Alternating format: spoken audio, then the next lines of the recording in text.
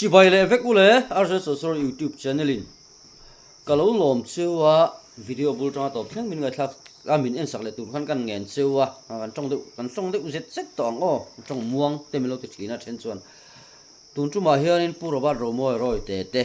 MLA mo opposition MLA dia pumon puya punte ruling MLA advisor to CM ni bokha pulorin sang ral te le ama pudua te po aron lang tel ve lo thei lo tura te po ngai tai la mu no mina ngai nom le don rep khop maya he video hi kan en ve kanga akara hianin kanon in jep tam vak don lo ani ngai en thala o Post speaker sports khan engzangia ni ti soi tang lo sela nuai som ni atlingem ti te po hi kan thcha ka lo ma le kal pai pe kho kha kanom pe don senia ka ti to kha ne so ve session masta poi ti to a lo kan hei pu du hi mi ne so deu chal chung tlau deu wa thil han ti mai ha chi ngang renga le la ma chon politics sa te an huat thala om a han tiang kha ne ma se hetiang mi awati na aden na nga ang chian non den ve hian atuar thiam ngem ti lai zo ka hi la kabi la dia record alom si lo post speaker sarkar suma gangtok khopuya sarket hausa upa te tan potla upani na tanga tlak wang na turang si te po hi soi hi thangim oti theng he kan ngai to ve soi la wang chon zu in na sat lutu ka wanga kal thelo tiang chi te po hi soi tur hi ma se min ngai dang la dole expand in dole kha ka chu speaker ka bia la to tiang ti na kling puro ba hi thel hi ngai de lek thina ma ro chu ma lo ka atia I kalpa chiti khati hian ti vela kha puro ba ta va dek ve sak me ani la hen kan emele puite ni tin thil cheber ang chi thleng ki chuanin an ti du lem lo wa maro chu khatiang hei mi thin khei zak la kha chuanin ron khei ve zak ti na ngai tlang tai la amaro chu engpo ni se puro ba ta henin thila sheril viau maya kha aron soi enga khan tam tak chuanin pudua zia rang tur chu kan thredeu ruak tur angai la kabia la po tiang ti na kling chu zitin pu speaker post fill up phal na nei tamte post fill up tam ti lai vel hi revenue deficit te kan nei lai le mizoramar la ngai lo hlo tur dai po budget kan da thelo la ya hlo pe ngai lak thar vak hi sarkar ta na inti theina chin don emmi tuna chuan software te kan mang tua computer te kan mang tua bil siam dan phung te hlo siam dan phung te na tho dan phung chi sang AI te po lo om zel to mang thiam po tam takan lo om to tun ma LDC so minan tho kha tuna chuan LDC pakhatin ne takina thok thei to ni chu tiang ani la ya post ruak chu ti za kan nei ti tanga in dai lo na kha post ruak ka tanga kan chu chuan dik lawang chu wang chuan kan capacity assessment mumal tak nei la chu mi mang chuan post te fill up chawang u ti hi voina hian than hem ngai takin karot du ani aron soi dik le puro ba ta hi ram economic zirang ti to mayang hi aron man chol tuka kan zoram tan po hianin ani taka chon mishing mimala hianin zoram tana mi thahnem ngai le mi tangkai ber pol ani tila kan soi so lon lo shima zoram tana ama bilina ana tho sim po hi ana sa ani chulai khanai ron soi takhai nge in ngai dan zong ka shrilawa sarkar thok tam theyang berom se thaber mai lo le khatiam na mulon tam em hi tia zonga kalpui du kan omani chona thei reng thowa amaro chu ke ni le khatiam vel than chuanin puro ba da soi kha dik le maya ani chi areng boka tun ma mi so mina an tho an chai lai kha tu na chu mi pakhat tan po ti hian met zewa zo reng to mai ni chuan na ruak a piang kha no kha tum zele mo kan va no kha te kha in ti thei puina na man zel ringo ta kha om je nei lawa ani na taka chuan na ruak kan pek te po hi ti tak taka chuan mo congress sarkar lai pon MNF pa khavalut po ni se arilruwa congress Congress ke kan din mun min se sak tu ni en ti ve reng to ma ti khan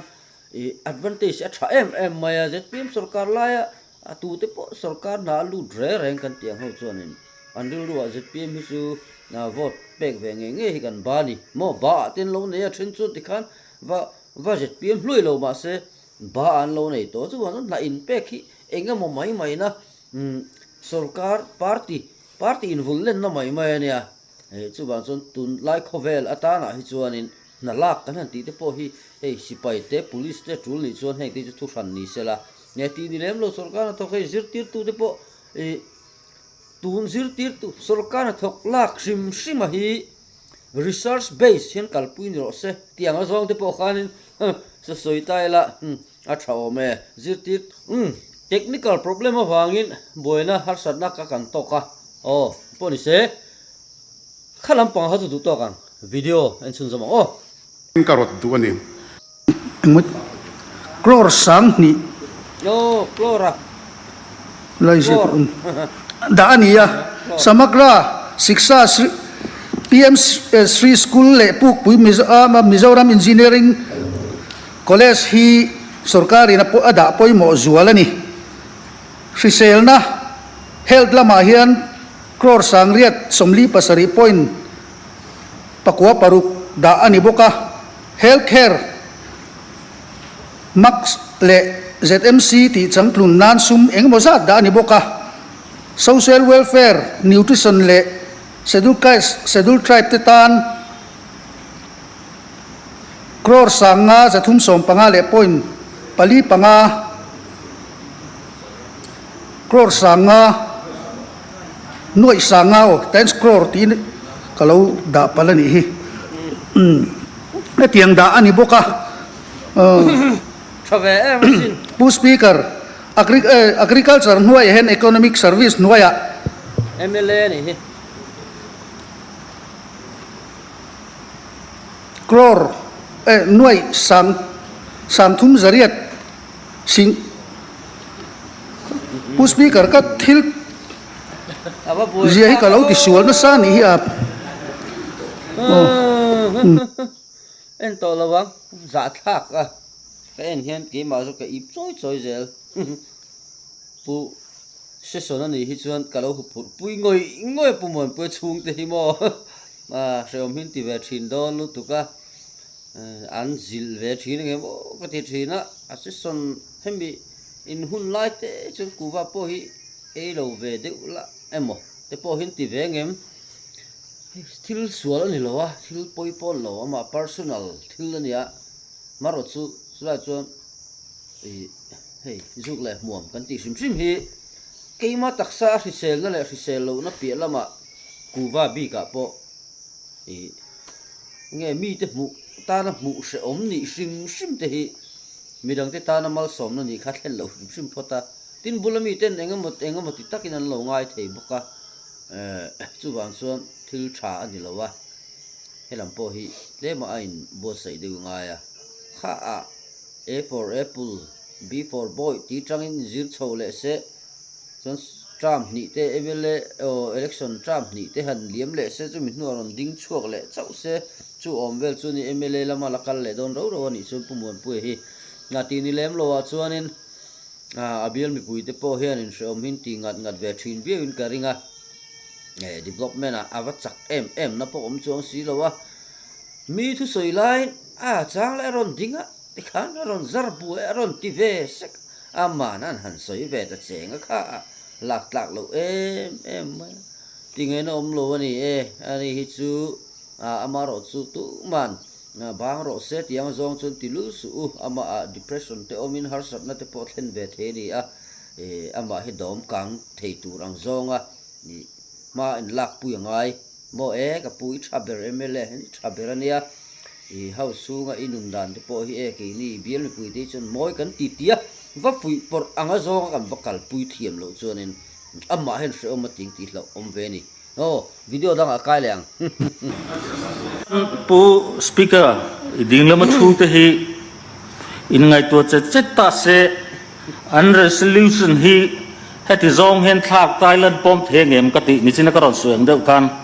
ZPM sarkarin Mizoram sarkar tanan hat thote hi alatlem maya tan il sawang utin thak ila tirot na karon siame ngoro kha buổi kha khop rim rim tun trum hi tun kum le ni kum ariang chu season reng hi in ngai khat thinam hei in ne so na tun ma ang kha ang to lo reng tun ma po hian tun ma po khanin hei kan lo ngai thabe po thina hetiang ang lutuk khe thil ti hi om lo renga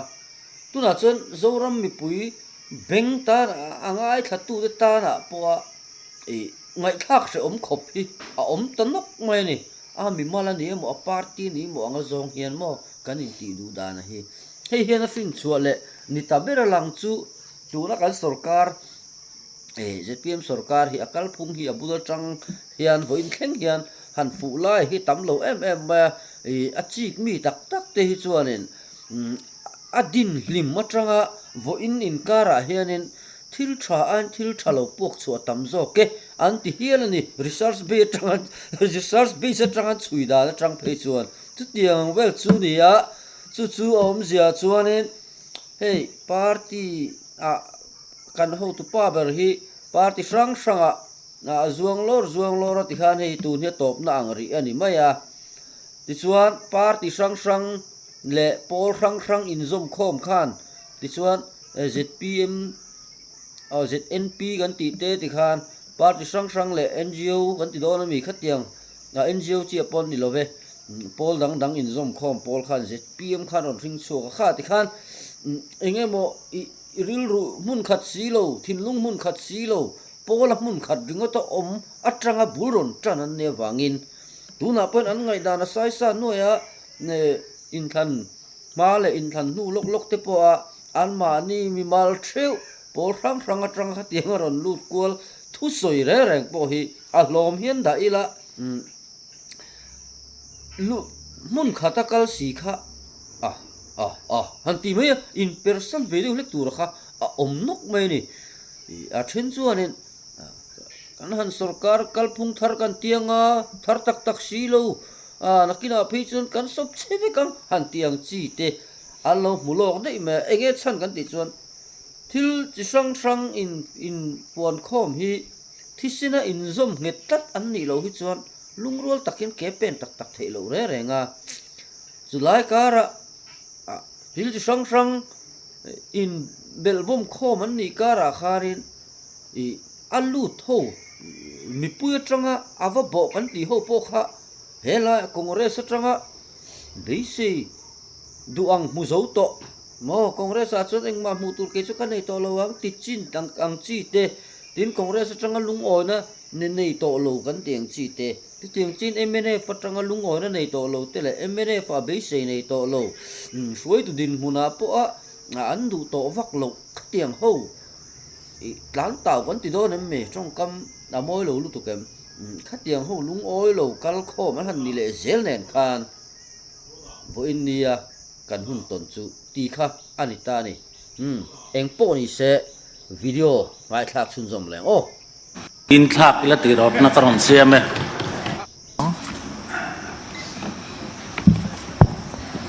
pu speaker kalome hey winnia kan finance minister ina budget on pharte budget speech kanan chei ho don ania alomom lein ka ria maro chu pu speaker han soi ma sakwer kan du chu hey kan budget speech a hian para som parian na hian kumhasa budget speech akan lo soi tongin tun financial atang hian GSDP chiar dan thar le dik jok kan mangtana ti hiron ziak lea nikum budget speech a khan pu speaker kan sarkar chuan kan nina dik takaya sang GSDP figure kan nei thin hi tha atilawa tlaniam ta anga lan phadon maila tuna tang chon huaisen taka figure dik theyang ber manga inte kan nina dik tak po chu kan ngam ani ti te tin para som nina khan tin GSDP chu dan thar manga kan kalta ka wangin kan GSDP chu ataniam ta a hei wangen kan fiscal deficit percentage alo sang ta thungani tite kumsang ni somni panga somni paruk budget sesona budget speech ate khan kan huwa post speaker he sarkar hi ataka kan nina tilangam lova mi pui muwa in soithiam tin ro pui takanga finance hiam takanga in lan tir kan tum ni hian ka ria a chumi tilang chiang em tu chu he GSDP chu dan thar nikum budget speech ate tun kumate ron lang fo ta ka hian nikum august ni somni panga sang ni somni panga khan RTI ya zo ania pu speaker I phal nain ZPM part kai shruai Mizoram sarkar lo pian nu kum sang ni somni pali nula ma hian Mizoram state GSDP chu dana ti dang lama omem ti dang lama di chona dang lamna document emo formula emo karon dile tin RTI ya zo ania chu September ni somni pani sang ni somni panga khan anodal department ten anon changa GSD achana pu speaker ri phalnain GSDP hi India rampu state le UT zongin te na le chut na in angtlang uniform methodology kan mang thi na ni he methodology mang hian National Account Division Ministry of Statistics and Program Implementation Government of India kai hroi na in komtin kan data te endikna na ivek ni in chuminu all India August ni khata release thin ani bok post speaker kan soidua chu finance and call thiam in ti te ten na dang lambi mang nia in soiten helai kan fiscal deficit te hanin soi moi tumna sarkarin kan leibat tele kan sumle pa and call thiab lo zia kan phatmar na turin ropui taka in chalin in soin thudik lo kan soi hi apoi katia zoram mi puite kan bum ahi kan bum fung mai hi a thalawin ka ria helai se son chunga a data te engama percentage te engama mingkanan soya a reve lo le helaya a thiam lo jok te poda an lo oi thei mei turang hian kan chong fung mai hi diklovin kan ria ani ten post speaker he han soile kan duwa chu voinia kan puk ve lawang ti tu he sarkar alo pianga minda khamo oka mi puin mi nge ni sum kan pu ka mi pui minda kham oka ti tu ten voinia hian sum kan puk na sat zia te aron lang na sa hi poi ka ti le maya ten kum sang ni som ni pali le sang ni som ni panga year of consolidation akanan puanga authority measure kan la kan tia pu speaker tunna hei sang ni som ni panga som ni paruk budget han NABE han en khachuan voinia hian aril na thak lein ka sia GSDP a 7.56% kanan kainol maya hei hi the Mizoram F RBM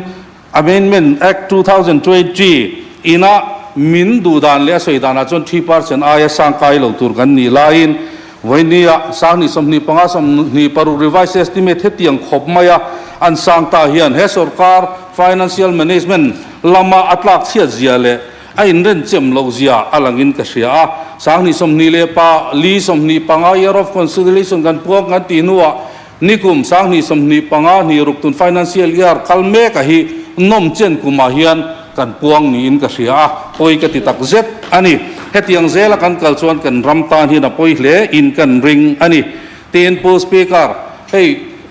soile soinu sum and call thiam inti kan ni boka amaro chu kan budget speech ate kan adon lam chho zel ta hela hian ke deposit sarkarin ke deposit hi na thona le thil danga ta na sumalo sen to ma se poisa pek mai tu rom lo da that na thin kha ania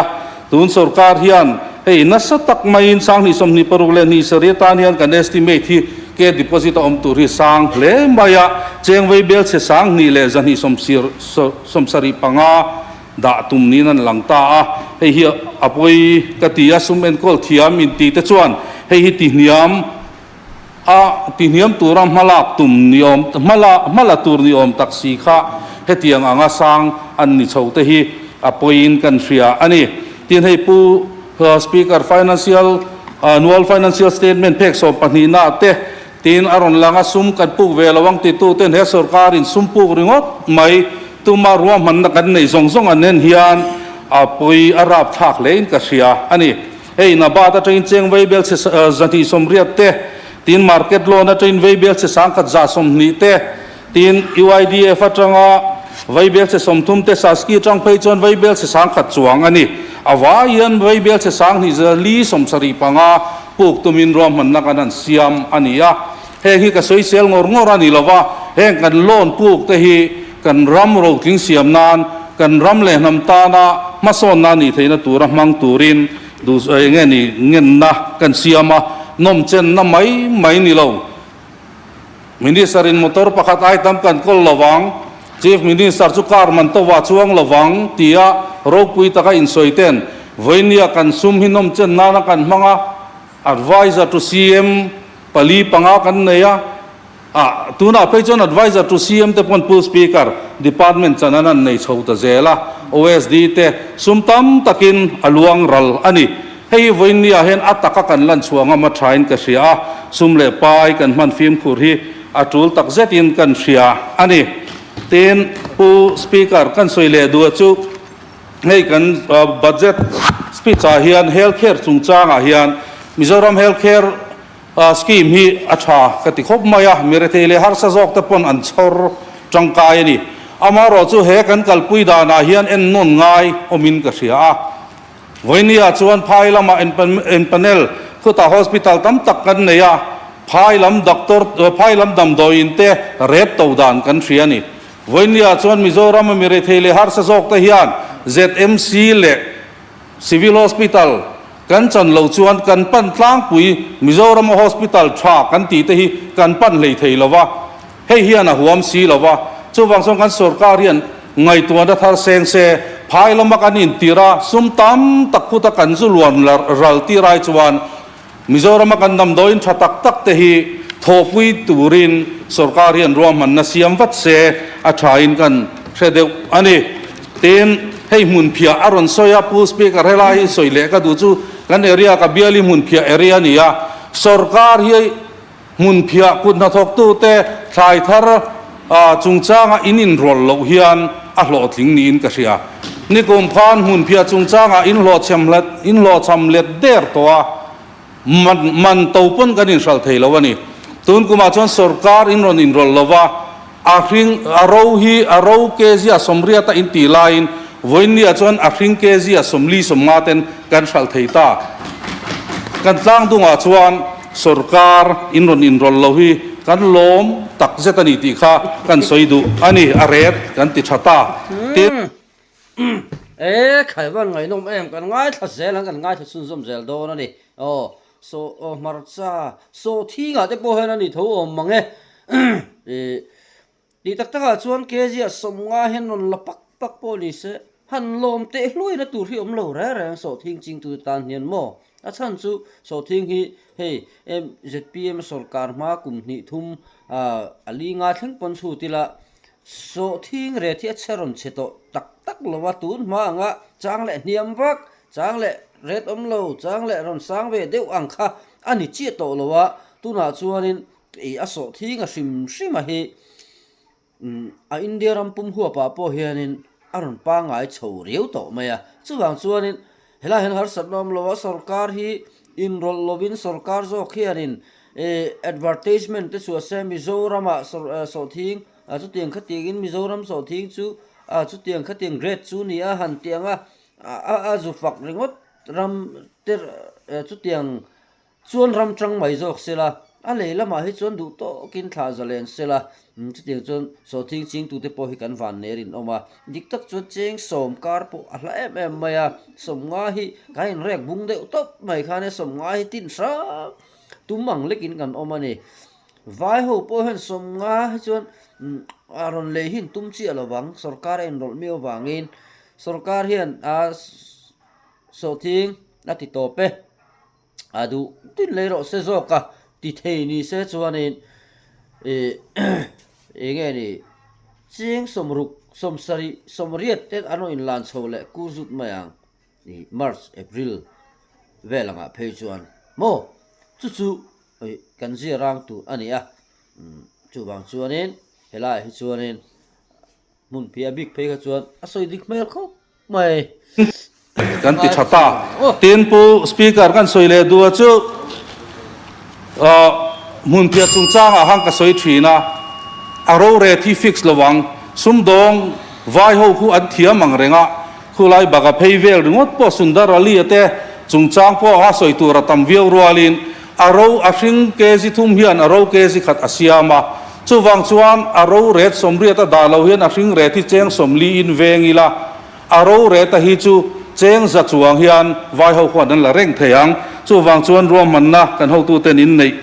vat hi atulin kan ria ani ei soi tu ratam khop maya pu speaker kan kal kan deu nok nok anga tin hei state owned tax revenue chung chang a hian soile kan du chu state owned tax revenue hnuai kan hmuna tur te state GST ate professional tax le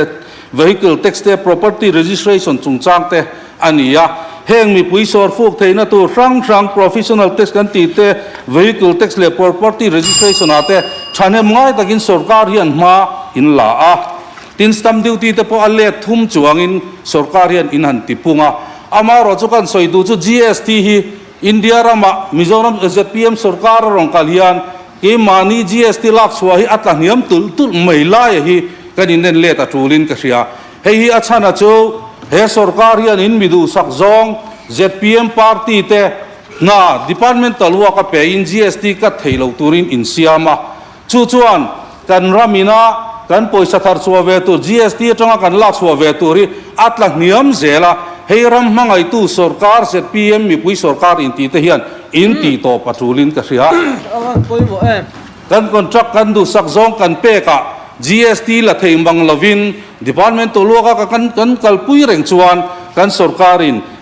kan sumhu na tur kan sumhu tur tam tak kan sana hei hi thalo tak zetin ka ria chu wang chuan mi puisor fu zonga revenue tax te lalawa helai kan du sak zonga contract work kan pe ka te GST na sa zo kan lak thei hi atul hle in kan ria ani tin hei kan revenue expenditure te kumma sa ain an sanga kan capital expenditure te an tla niam hreta a percentage sa tin helai CM finance minister ina budget speech aron soilef annual financial statement adata helai achat ron inti achat te hi ain ang lo deu hreta apoinin hei chu technical thil engamo typing mistake te po ani thaya voinia kan soidua chu sarkar tha ram len lam ngai tua ram mason na tur ngai tua tak tan chuan kan capital expenditure te sang zo ka kan da theina tura ke mani kan in su mi tul tak zetin ka ria routing mason na thok thei tura capital expenditure asan theina turin ke mani sarkar chunga hian engtin nge kan lo in hre kanga eng hinge thil tul lo kan ti sum luang ral tur sum man ral mai holam taka man ral ke mani in hai vurna kai nge ni kan ro puina tura sum kan da tam lu tuk te hi a fu lovin kan sia chulaya chon pu speaker hei hi in sum thei deu se ti kha kan soidu ani ten hei bana kai chung chang hi toite han soi ve kan dua economic service sector chung chang a hian helaya hian hand holding scheme kumin chunga masona tu pui ani le don ti thu te kan muwa sang ni sle som ni parung ni sari bi a hian cheng vei bel che thum som nga da ania amara chu he sarkar in kan soi len bera chu thai thar le na chung chang ani so thing te mun phia te marcha te ai eng te leina tura dia e chida ti kha kan thu pui berani helaya hand holding scheme nuaya vei bel che thum som nga cheng vei bel che za som nga chi mai hi kun na thok tu te tan kan da sang hi apoi ka tia adang vei bel che zani hi a thonin CM special package vela semral mai tu rem ni ti hi ka zodu ani kun na thok tu te mangai in ti he sarkar hian vei bel che thum som nga hi atanga vei bel che za som nga thai thar leina tura ada ba vei bel che zani hi enga tan nge mana tum ti lai te hi karil ruwa an lian takzet boka tin pu speaker hei ka soituri ka langa ang rengsia amaro chu ka soi tam to lovanga athu tangkom na kan soi du chu helai kan budget speech a hian ka soi fo thin ang khan thalai te ta na kan lovin tiam to na angin Mizoram Development Bank din ani tur thu le chu ta na sum ruam man te ron lang tel ve tura ka be sei line an lang lo hi poi ka tia ten Mizoram State University lung le da kan tum bultan na tura ruam man na poisa kan da lang mia ta lo te hian kan thil ti tu ma hi kan zu ji mayang ham that lak nan ro pui takalan tum na taka tho thei si lo hi kan ti mai mai em ni ti te karil ruwa an langa chu wang chuan tu speaker he sarkar hian uluk taka kan sum na yang te kan man thiama ten mi puisor fu zong ni lova sum kan tho chwa theina tur te ngai tua kan ram le nam ta na thane ngai taka kan sum na yang ang te en ko lamang turin du sakna plan pain ka ngai dan te kan soi ve ni e pring pring ole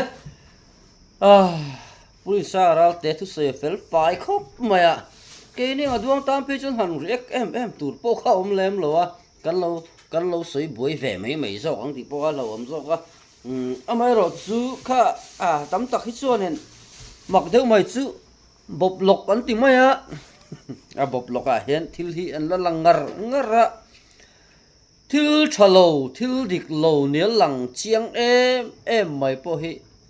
ron soi mam sak ngar thei pol kha hemi ZPM worker sa hianin Facebook ara de pon neng chu anon om tat ni palinga vel hi tin WhatsApp a hianin an om ve hlek boka an san theng hi WhatsApp le Facebook ho de pon san dewin ka sia ai englo pol de pon omani mai thei in charge ve de pon in da pon mai thei khalam pang ha kan thiet pui to lo eng pon ni se video po asei to khatta clear tu le ngai thatu te hin zawai chunga lom thu kan soi le kan channel te men lo subscribe lo ni chon khoi taka min subscribe ve tur han kan han nge chewa video tharlam zoram khovel tana benglu tak thu benglu tak te ron chop chhuale zel kan tum don ani kan lo me